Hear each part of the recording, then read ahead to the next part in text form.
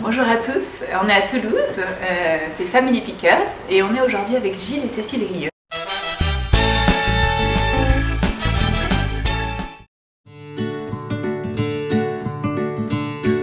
J'ai toujours eu une grande sensibilité à l'art et après j'aime écrire aussi de manière, mais jusqu'à présent très personnelle, donc il y avait vraiment des moments où j'écris, mais j'avais jamais eu, disons, le déclic pour écrire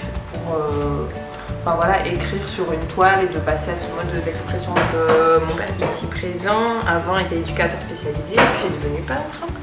Et donc dans la maison, petit à petit, on a vu se rajouter un petit peu de la peinture, des toiles. Un soir, on s'est dit, bah, tiens, si on faisait une toile. Et en fait, c'est parti un peu d'un petit, de manière assez naturelle, et où on a commencé à écrire, à peindre sur cette toile-là. En même temps, donc, on travaillait vraiment à quatre mains, on discutait, il y avait un peu ces toiles de fond, et après la partie imaginaire. Après, si tu veux, il y a le plaisir.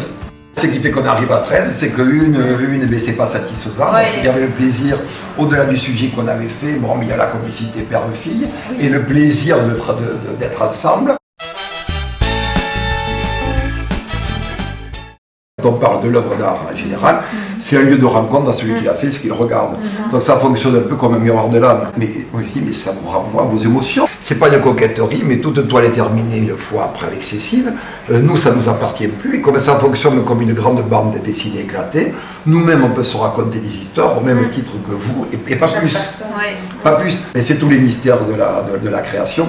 Et donc, plutôt que de parler du contenu de ce qu'on a voulu marquer, de parler plutôt de ce qui était à l'origine. Il m'arrive de passer des nuits entières où j'ai dit je peins, mais peindre, c'est pas tout le temps avoir le pinceau à la main. Tu peux passer 3 ou 4 nuits sans rien faire, à tourner en rond, à te morfondre et tout, mais t'as les choses qui surgissent. Il faut vraiment un sas de décompression au moment où tu arrives et où tu lâches vraiment. Et c'est fou cette disponibilité créative, artistique, qu'il faut du temps. En fait, quand tu travailles, tu es tellement pris dans autre chose où ton cerveau est pris qu'il faut un temps d'enlever toutes ces barrières. Voilà. Et après, une fois que tu accèdes à ça, là ça va mieux. Sinon tu bloques et tu n'y arrives pas. Voilà. C'est très important ce que tu dis, parce qu'il y a une notion qu'on a complètement oubliée à l'heure actuelle, notamment dans l'éducation qu'on donne aux enfants, c'est la notion d'ennui. Il faut savoir qu'il n'y a pas de création, qu'elle soit artistique ou scientifique, sans ennui. Pourquoi?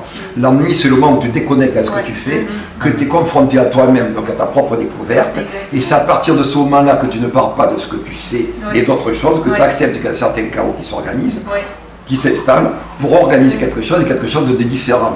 Voilà. Et c'est comme ça qu'il faut peindre. C'est-à-dire garder cet esprit d'aventure. Si tu as la finalité de faire un tableau fini, c'est l'échec.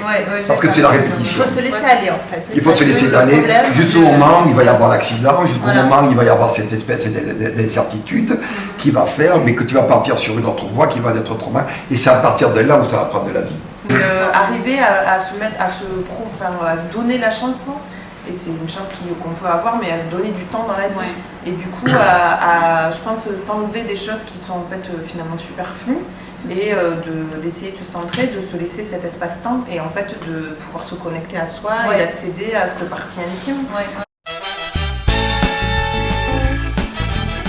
Moi j'ai accroché aussi avec votre projet parce que ce que je ressentais aussi c'était le côté changement. Et en en fait, moi je sais que ça me touche les gens qui décident de faire d'autres choix, et des choix différents, et là de dire, ben vous, on arrête chacun nos métiers, et on part vers un autre projet, et avec nos enfants, et à la rencontre d'autres.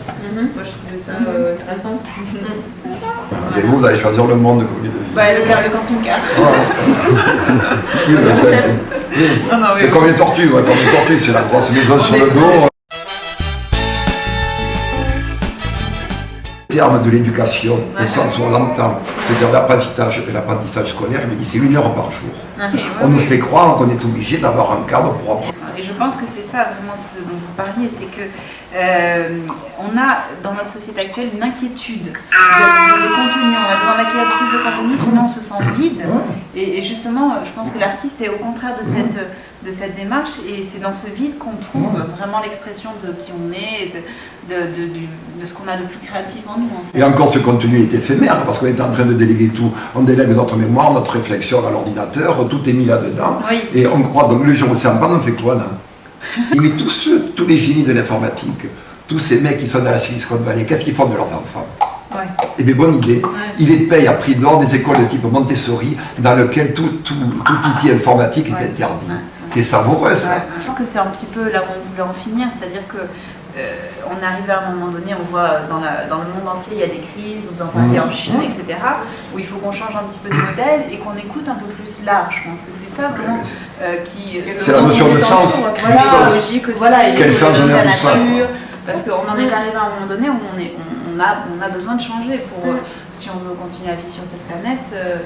Et je pense que c'est pour ça que vos témoignages sont très importants, parce que on montre que chacun a en eux cette part créative, mais qu'on a besoin de temps et de confiance. Voilà. Bon, ben, en tout cas, merci beaucoup. Avec plaisir. Et puis c'était un plaisir de visiter votre atelier. On voit vraiment là où vous créez, c'est ce qui est vraiment le plus intéressant.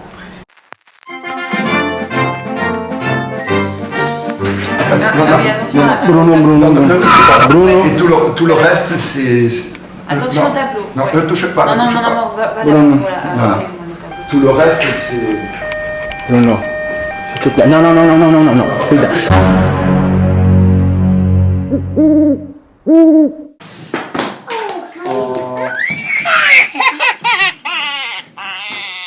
Welcome to my house, family bigger. Welcome to my house, family. Welcome to my house.